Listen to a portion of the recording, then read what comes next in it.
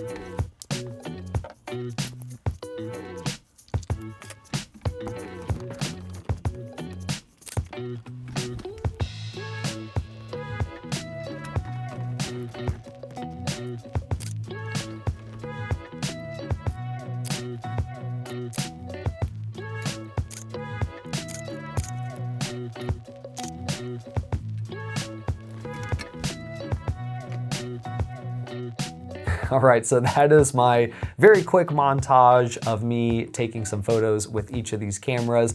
But now that those photos are done, let's jump over to the computer and see how they compare. All right, so we have loaded the files into Lightroom, and we are going to take a look at them individually one by one, and then we'll put them side by side and kind of see what those differences are. But some initial impressions to get us started. We are looking at the Sony file first. And with this particular file, I do see kind of a more muted look to it. Now I do have the art right next to me to the left, so I'm looking at it with my real life eyes and then also looking at the monitor here. And I'll say it definitely does look a bit muted in terms of the colors, which is not surprising to me. That has been my experience with Sony in the past. But one thing that is different from the past is in other tests that I've done with Sony cameras, the colors typically end up being pretty inaccurate. And I guess I'll chalk it up to user error because in this particular moment, they are looking pretty accurate. Muted, sure, but accurate in terms of the actual color itself. This blue is not turning into purple. It's staying blue. The yellow looks good. The red looks as it does. So I will say it is looking pretty accurate, and that's giving me a little bit of hope for the Sony camera. Maybe with a little bit of boost to some contrast, to some saturation. I think it also maybe is a little brighter than the other two. Then I think it would probably look pretty good. But I'm not seeing anything right out the gate that looks inaccurate to me. It just overall looks a little bit muted. Now, next up, we have our Olympus camera. So again, there is going to be a little bit of exposure difference, even though I dialed in all the exposure settings to be the same. Inevitably, because we're using different lenses and we're different distances from the subject, we're going to have a little bit different levels of exposure here, and different sensor sizes too. So that's going to factor in a little bit. But I would say exposure, outside, the big takeaways here is it does look very saturated, which is not surprising to me. The Olympus has always been pretty saturated, and it does look like it is skewing a bit to the warmer side. Even though I dialed in the white balance, it's looking a bit warm. And that is also my experience with this Olympus camera, is that it does tend to, no matter what settings you use, it always skews a little warmer than whatever you set it to. Now, saturation aside, I will also say there do seem to be a few inaccuracies here on this Olympus camera. Nothing necessarily game-changing, but this red is definitely looking a lot more magenta than it does in real life. And I also noticed down here, this purple candy is definitely looking gray. It's not looking purple at all, which is not good. Yeah, just generally speaking, I think this is probably not the most accurate one, and that's probably not too surprising. It is a very, very old camera from 2006, so there might be some differences there. One thing I do love about this camera, and a big reason why I use it, in addition to the fact that the images do come out really saturated, and I do like that look, if you look at this Sour Patch Kid here, it's kind of glowing, and you can have that effect happen with really any camera. If you just set up the lights in a correct way, you can get the candy to glow because it's just gummy. That light is penetrating. But I have found that the Olympus camera does it more easily than any other camera, and maybe even does it to a bigger extent or a larger extent than other cameras do. And so oftentimes I will go for the Olympus if I know I'm working with gummies, and specifically if I want them to have kind of that glowing effect. It looks really cool, especially when you get it printed. It just looks incredible. So yeah, maybe not the most accurate, but it does have its place. And then we'll look at the Pentax file here. And right out the gate, I would say my biggest thought is that this is falling somewhere between the two files that we've looked at. So it's not as saturated as the Olympus, but it is noticeably more saturated than the Sony. The big thing here, though, is it does seem to retain the accuracy, and this one might actually be the most accurate of the three. The one area I might say it's not is with the yellow here. Kind of has a little bit of a green tint, so again, I think maybe the white balance is just barely off. So a minor correction here could solve that. But as far as the candy goes, definitely have a bit more of a purple look here. Still a little bit gray, but much closer than the Olympus.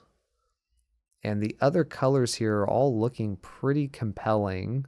This gummy actually looks far closer than the Sony did and the Olympus did.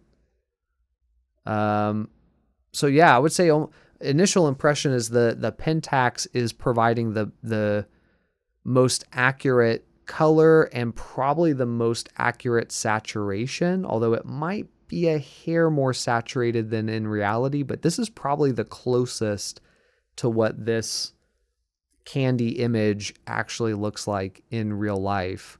And the exposure is probably the closest to what I was going for as well.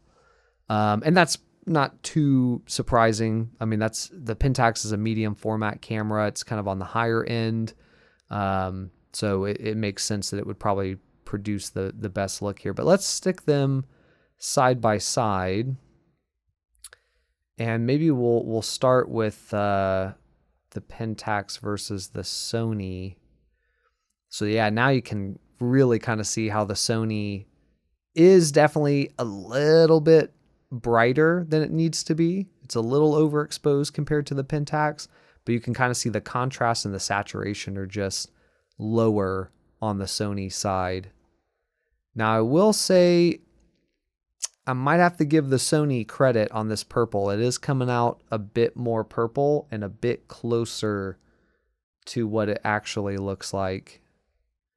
But the Sony with this Mike and Ike is looking a bit weird. This is how it more so actually looks. And the Sony side is kind of looking a little washed out.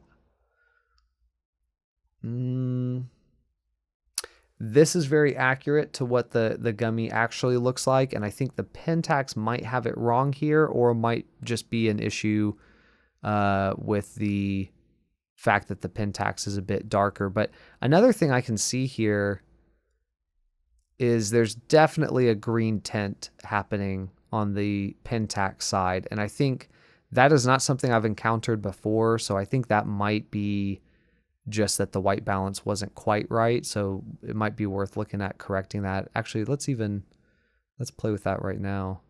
Just add a little bit more magenta and maybe warm it up just a little bit. Yeah, I think that looks a bit better. With the Sony still obviously being a little bit more bright, but yeah, I think that cleaned up that minor issue. And actually definitely made an improvement to the purple here. This is looking a lot better. Still a little darker than the Sony, but a good bit closer. Yeah, I gotta say the Pentax looks the best between these two, but let's swap them. Let's stick the Sony in the driver's seat. We'll put the Pentax in reference mode. And we'll just see if we can get the Sony to now look closer to the Pentax. So I think we need to go down on exposure. Definitely boosts the contrast just a little bit. Already that's looking light years better. And then I think the Sony probably could benefit with just a little bit of a boost to saturation. I think the Pentax side is maybe still just a hair darker than the Sony, but that brings them pretty close. That's pretty close. If we zoom this in, it's almost identical. The yellows look perfect now. Greens look good. Red, slightly different between the two, but not much. And of course, we did warm up the Pentax, so maybe if we cooled it down just a hair, maybe overdid it a little bit, but they're pretty close. And then the blues look pretty much about the same. I wonder how this candy ended up. It kind of got a little closer to the Pentax, but still maybe a hair more accurate than the Pentax. How's the Mike and Ike? Better. Definitely better. Probably if we reduce this exposure a little bit more. Yeah, that about made it identical. So I gotta say, I'm pretty impressed with the Sony here, because my experience in the past has been that it was inaccurate and it was muted, and now, granted, it does come a bit muted, out of the camera, but with just a few adjustments, we've gotten the Pentax and the Sony to look virtually the same. I think if we were to increase the exposure just a hair on the Pentax side, we'd probably have them identical, but I'm impressed with that gives me more confidence in the Sony for sure. Obviously the Pentax is better looking just right out of the camera. So if you're looking for something just out of camera that looks better, the colors are hands down better on the Pentax for sure. But if you're going to edit, then, you can get them pretty close. And I know some people will probably say, wow, this guy's just discovering editing, but that's not really the case. Really, the purpose of this is to identify what these files look like out of camera, so that I then know what adjustments are needed if I want to get the images to be similar. And that's important when you're working with different cameras and you're using different, different lens and different camera bodies. If you're trying to maintain a similar voice across all your work, then you need to know what those cameras look like and what edits need to be done. There's benefits in using a medium format camera. Sometimes there's benefits in using a micro 4/3 sensor size. So, it's nice to be able to get them about the same, so that body of work maintains consistency. So let's say, we've gotten these two about the same. Let's look at the Pentax, and we'll put the Olympus camera here. Again, actually, what I'm going to do is I'm going to put the Olympus in the driver's seat, and I'll just move the Pentax back into the reference zone. And I want to see if we were to cool this down just a hair. And that might have been a little too much. Back that off just a little bit. Now that I feel like solved a lot of the issue with the Olympus file. I think it really does just come a little too warm. And it is maybe, I think that Pentax still needs to be brightened up a little bit, but it also has a better dynamic range on the Pentax. So that's also going to be a factor as well. Yeah. But still pretty close. The Olympus does have a much larger difference in that red for sure, and also really in the yellow.